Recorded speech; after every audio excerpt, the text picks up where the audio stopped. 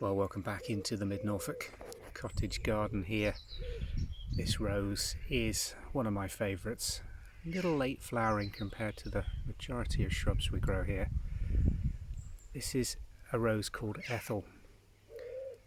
Gives you these most marvellous large sprays of very small flowers, but hundreds of them that give this wonderful effect.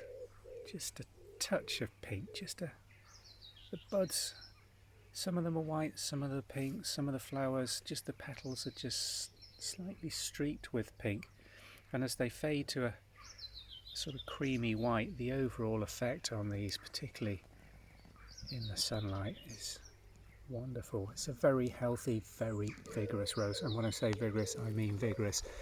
It puts up these massive, great big long growth spikes off the main stems and from the base every year.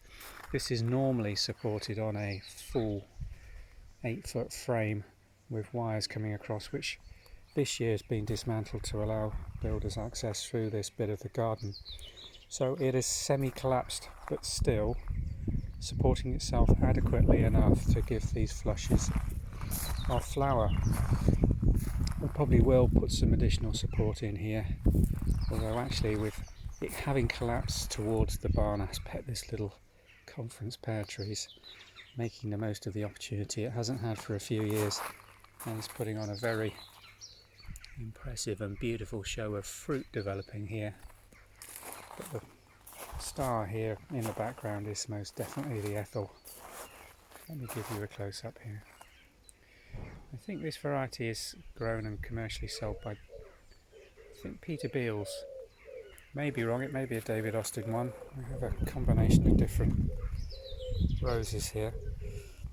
You can see from the base this one's been in for about 7 or 8 years, and it's had a really hard prune when this framework was taken out, but just look at the vigorous growth, and the young growth has this beautiful copper tinge to the young shoots as it comes up.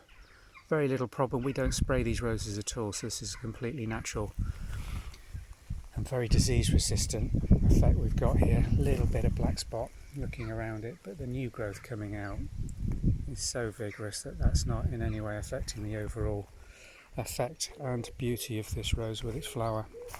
One I definitely recommend if you've got a large space. It really does perform well, and such a pretty little pink flower.